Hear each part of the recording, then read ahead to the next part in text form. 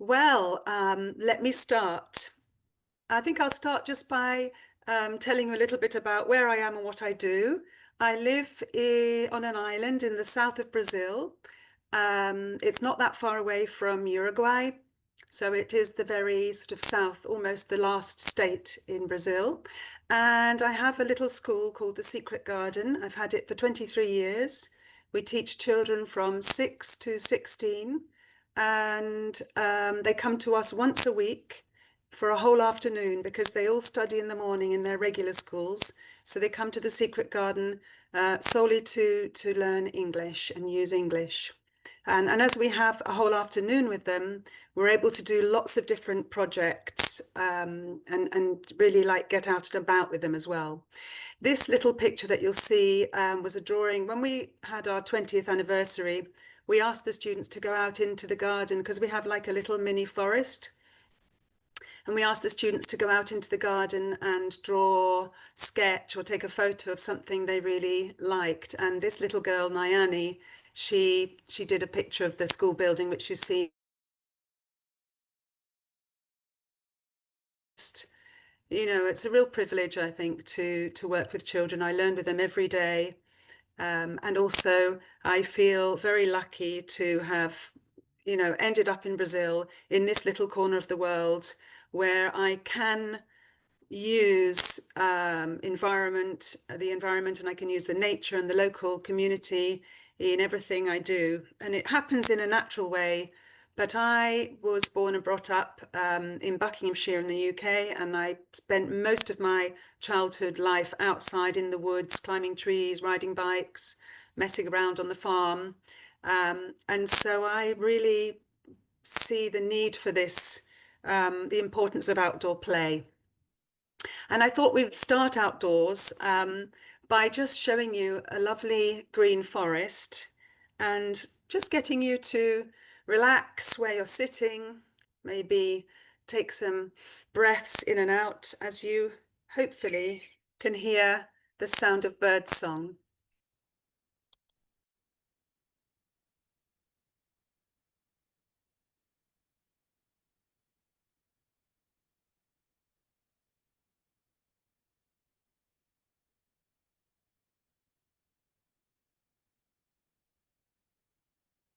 So it's my belief that we can't teach children and young people about the environment if we're not doing it in it.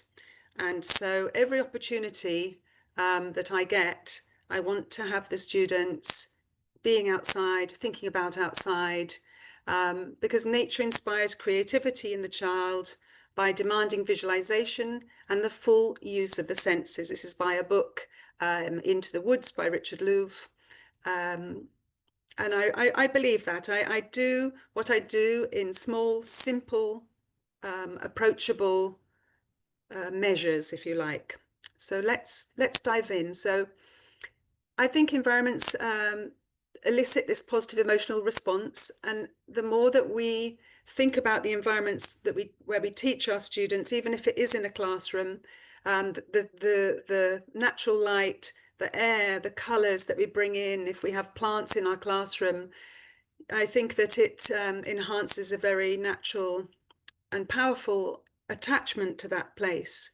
And I literally see it when the students come in to the school. They, they like, and we give them some moments to actually arrive before we start the circle time at the beginning of the afternoon. But I often see them like taking a breath out, looking up at the trees, sitting down, chatting to a friend. So I really love the idea of looking at the spaces where we teach. So in this session, I will be talking a little bit about screens,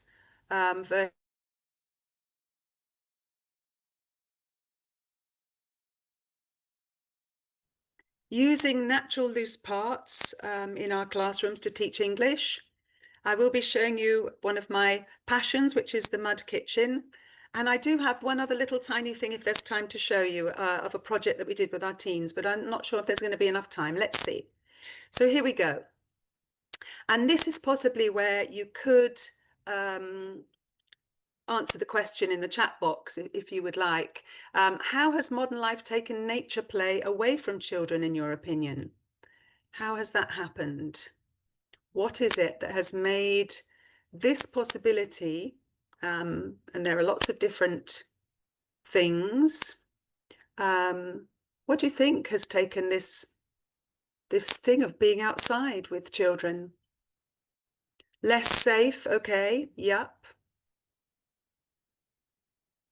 What other things? People are afraid, yeah. Obviously, yeah, gaming, social media, phones, tablets, definitely the screens. Yeah, and it's yes. Okay. Too much work for parents, increased curriculum, good. I think you're saying everything that I would be saying too. Um, Traffic, all right, great. Let's see here what I've got. I've got urbanization and limited access to green spaces, parks and woods. Parental fears that you also said, dangers about crime.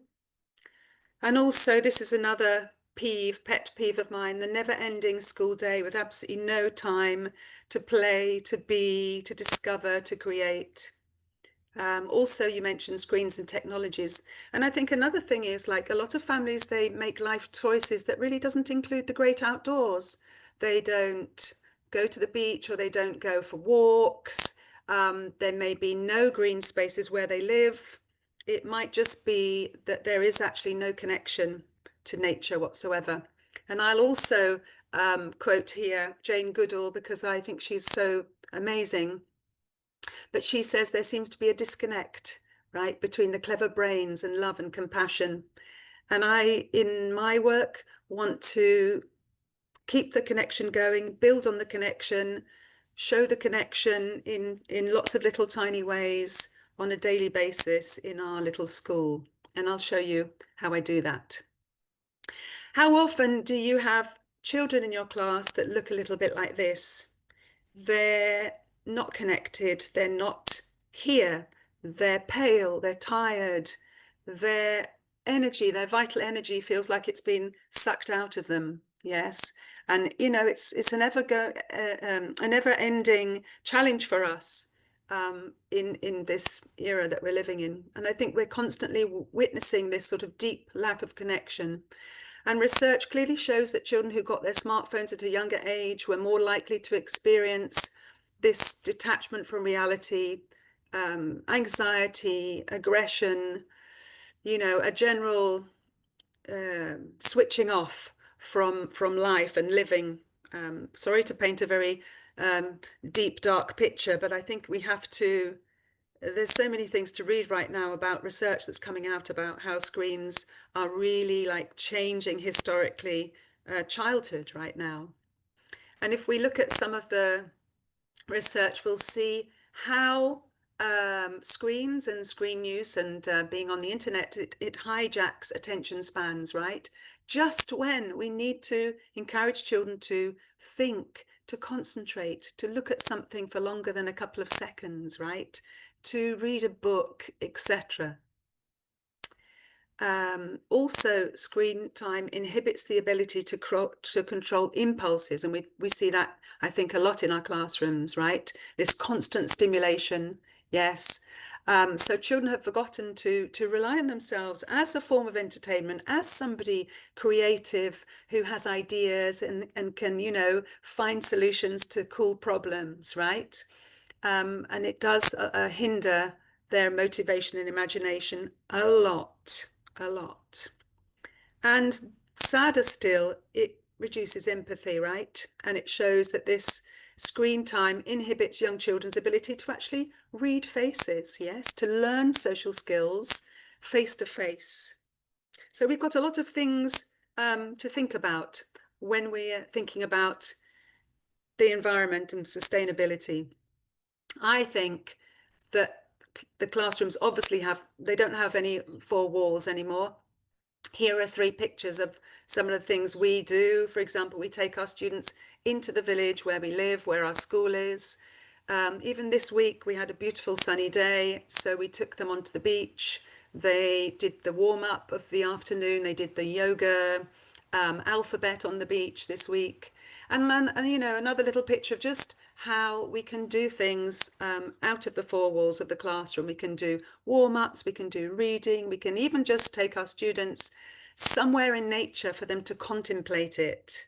Yes, very, very simple things. I think the simplest things are often the ones that make a difference to our students, because it's not what we say, it's what we do and the way they look at us, the way that we are. That's how they learn, that's what they see. So can you just tell me in the chat box some ways you practice, or some ways we can get children a bit close to nature? How could you do that in your specific setting?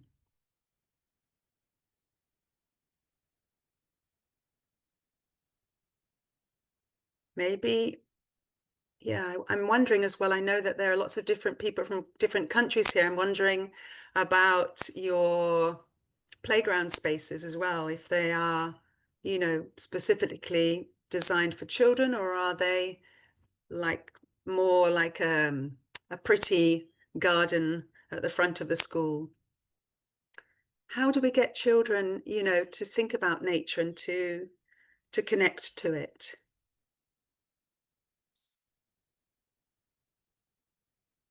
What can we do?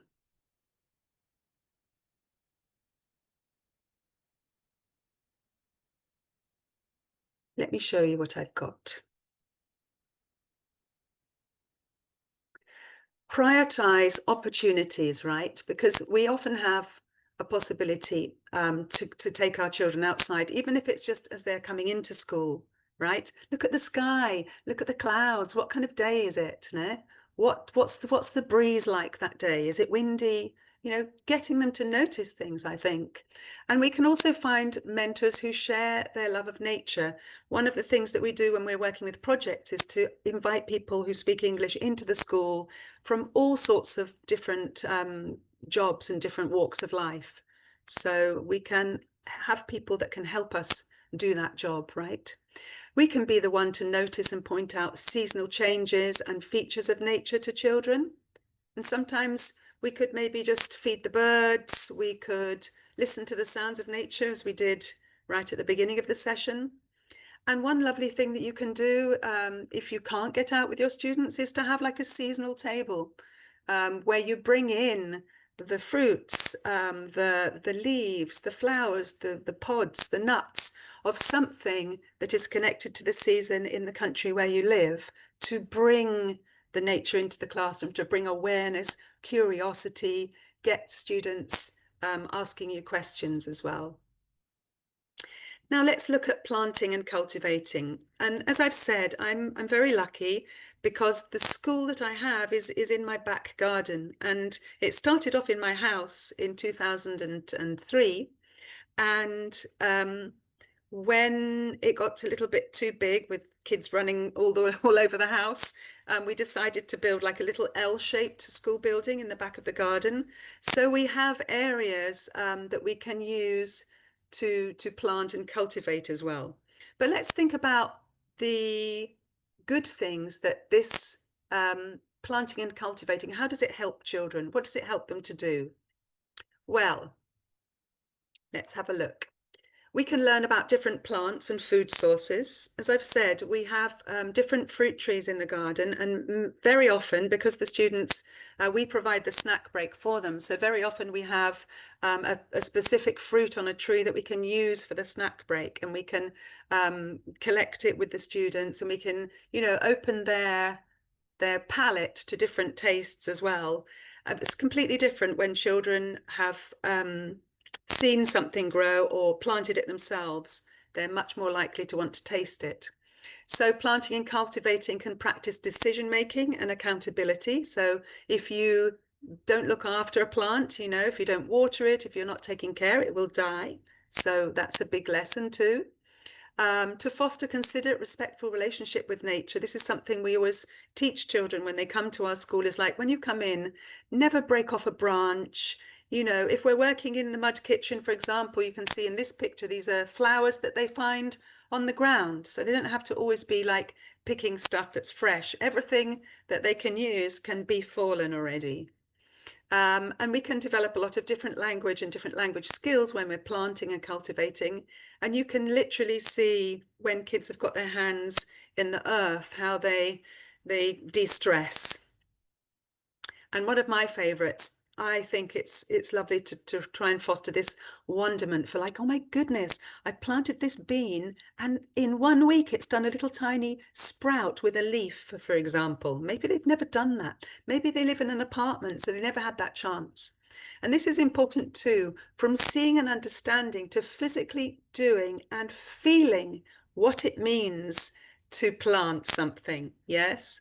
And here we have some kids from our school. I asked their parents if I could share this photo. They're with a teacher. They've planted a bean and it sprouted, and they got so excited about it. They also wanted to build a scarecrow. And you can see varying degrees of connection to what they're doing. I'm not going to point out a specific child, but you can see how some are more connected to that activity, and perhaps have never done planting and touching dirty soil. So you can see how we connect the activities that we do to what we believe in. And as I've said, so we had this piece of land and it used to be grassy with flowers at the front of our school. And you can see the little gate behind that where the children come in. And I decided that it doesn't have to be an ornamental place when you come into the school. It should be a working kitchen garden where we can plant things with the students, because we also do cooking with them too. So first of all, we had the area and we asked the students to come into it and to scratch on the ground with a stick how to organize the kitchen garden. Where would the beds be? Where would we be able to get water? Where would we be able to step without stepping on the plants? So as we involved the students in each step, their enthusiasm grew and grew, obviously, to what it was going to be. Then we got our friend Ricardo to come in and help us with the heavy work. But they were all involved in the whole process. And here you can see down below, they're already starting to plant and look after the things in the kitchen garden. Sometimes before we get them into the garden, we are explaining first what they're going to do, what's the lesson objective, what language we're going to use. Maybe we're going to use the garden song as we start to, check the plants, water them, pull up the weeds. Everything is carefully thought out. But one of the best things for me is to see the students tasting what they've planted, be it lettuce or some tea that we're going to use in the colder months of the year here, something that they've had a hand in. And it's not just giving them lettuce to eat. I mean, I have to make it an interesting experience for them, right? So we make this delicious French dressing with vinegar and a little bit of mustard. So there's a ceremony in getting them to enjoy what they've planted. So that's planting, a little bit about the planting and cultivating. Also, you might recognize this story about the great big enormous turnip. I'm a avid storyteller, and when I can, I want to tell the story and then take them into the garden. For example, we didn't have a turnip, but we had some little tiny sweet potatoes which we cultivated after we pulled them up after we told the story. And you can see how the kids engage in that, and how they enjoyed it. Yeah, so you can see it's connecting things that you can do in the classroom, and storytelling is a great way of doing that. But let's think about some of you guys, if you don't have that possibility to plant outside. And Harry mentioned as well earlier on today that some classrooms don't even have a light source, so they don't have a window.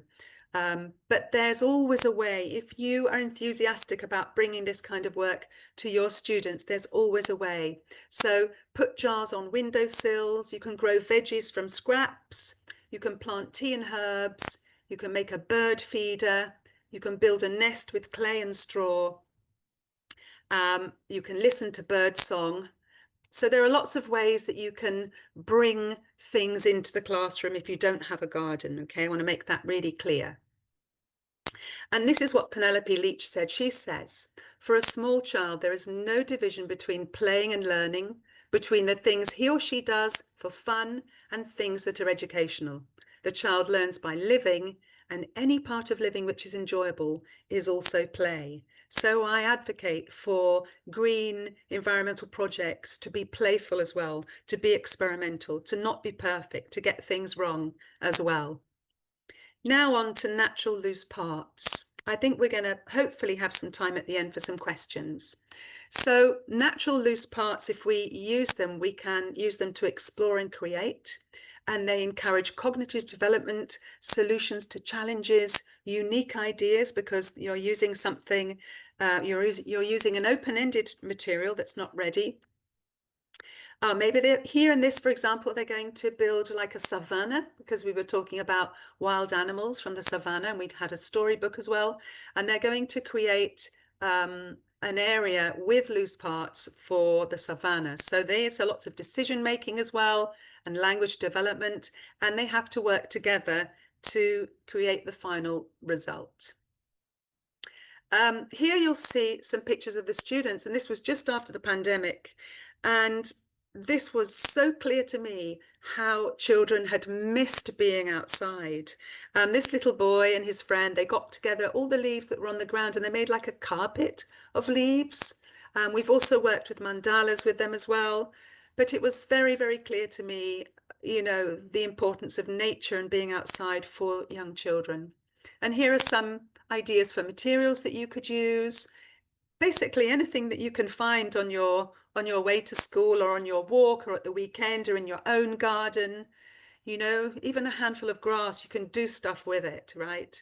One particular one I like are the found treasures, maybe a little bit of sea glass or a special shell of some sort, or sometimes I have some stones that I bought from England, you know, the flints that you rub together and you can smell the smell of fire. They're very excited about that. So there's always something you can use in terms of loose parts.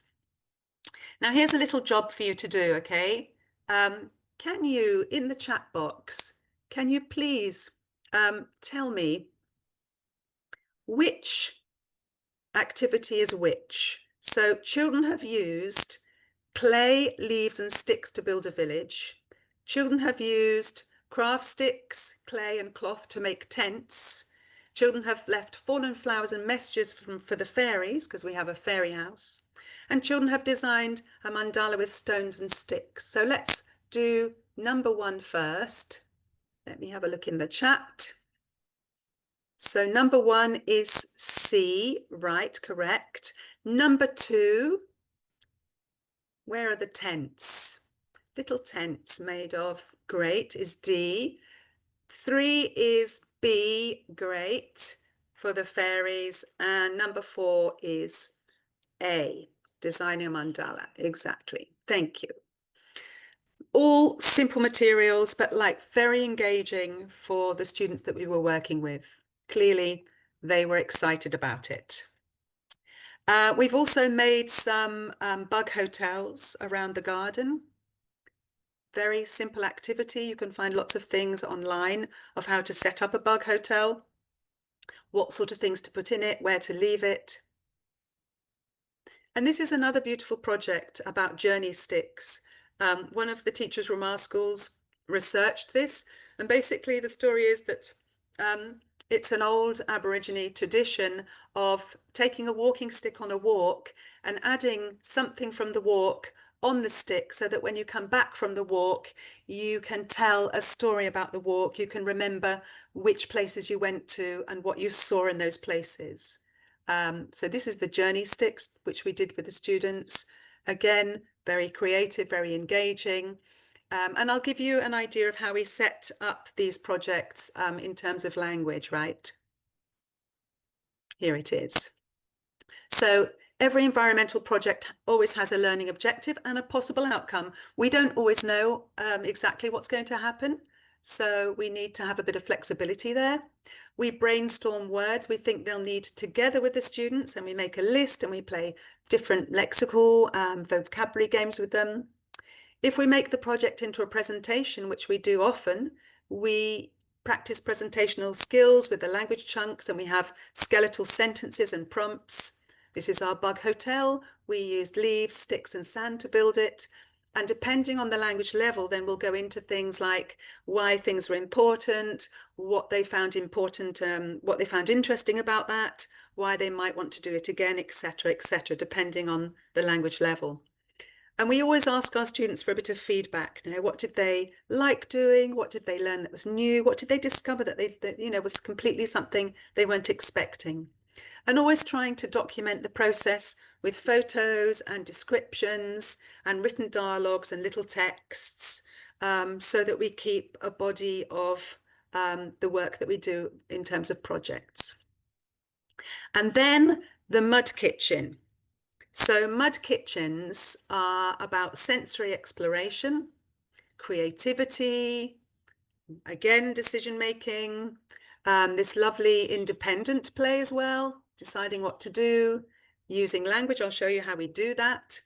Boosting immune system, it's very important, I think, if we're going to want to save nature and the planet, is to get kids using it and feeling it and smelling it and touching it and tasting it and all that. Okay, so this is the mud kitchen. My husband built it. I painted it. It's very simple, but you don't have to necessarily have a structure.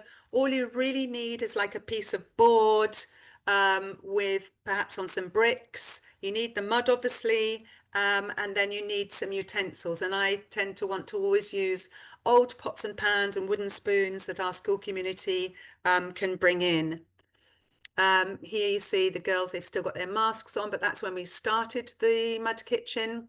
They're allowed to do pretty much anything they want. We sometimes give them invitations to play. So we'll leave some fallen fruits or sticks or something that we've found somewhere. They have water to play, and they make all sorts of pies and pizzas and soups. And as we watch them exploring the mud kitchen, and something very interesting happens too. You can see it's not just little preschoolers. We don't even attend preschoolers. Our kids start from 6 to 16, and we're still seeing 11 and 12-year-olds wanting to go towards the mud kitchen to experiment with something. And I think that's another thing, as kids grow older, it's lovely for them to revisit something they used to love doing when they were little, right? So those are the photos. And then another last thing here I was going to share here is that this last photo is not in the mud kitchen, but they made mud to do some building with some sticks in the garden. So they made like their own cement to make a completely different structure. So when we have open-ended materials, kids can come up with lots of different ideas, yeah, and they will explore and they will always push the boundaries, which is fantastic, which is really what we want. And as we observe them, we marvel at their creativity. We invented some recipes for the mud kitchen, and I was in IATEFL this year in Edinburgh, and I did the session about this more green, less green, and I asked teachers to invent some recipes for the mud kitchen. So there's lots of different things you can do. The simple language, depending on the age range, we can make it more sophisticated. But we've had things like how to make a pizza. We've had making fairy perfume. We've had cakes and biscuits, and all happening at the mud kitchen. Thank you, Chris. I've got your message. Thank you. I'm nearly there. The good news is I've got time to show you one other project that we did. So teachers and students together made the mud kitchen recipes. And then this was another project that we did quite a few years ago, but I really wanted to share it with the teenagers, because we live very close to the beach here in Florianopolis. The school is 5 minutes. and we wanted to do litter picking and clearing up the local beach. So we took the teenagers down to the beach with gloves on, and we had bags to put the stuff in. We brought it back to the school and we categorized the different bits of litter that we found on the beach. And then I asked the students to make toys out of the litter. Um, and they weren't allowed to use any other thing other than the litter. And they came up with all sorts of things. You can see a doll there. They made one of those things where you can open strings and a plastic bottle goes up and down. They were very creative with rubbish, and that's what we wanted to encourage in them. And then we wanted to go one step further. So we took them to the local rubbish plant here where we live on the island. It's about 20 minutes away from the school. We took them on a little minibus. And obviously there was like a little lecture. It was in Portuguese, but we, tried to find ways of using English there as well. They were very impacted by what they saw, and the people who were separating the rubbish here in Florianopolis. They have a big program for rubbish separation. Even in the village where we live, we have a place where we can put bottles, we can put old clothes as well. But it was a big impact for them. And we left the rubbish plant in silence, really, as the teenagers absorbed all that they'd seen and started to reflect on, how they were living their lives and what was happening in their school. To finalize, we did two things. One, one of our students who loved drawing did a little comic strip about the environment, about a green project. And we recorded voiceovers. But I went back to the rubbish plant with a poster that the students had made, and we were talking. George was talking about gratitude and talking about saying positive things. So we took a poster back to the rubbish plant to thank the people for having us and to say how it had impacted our students, and they all signed it. And it was one of those lovely moments that you have in your teaching career of really seeing like, yeah, that really made an impact on the students, and that's what it's all about.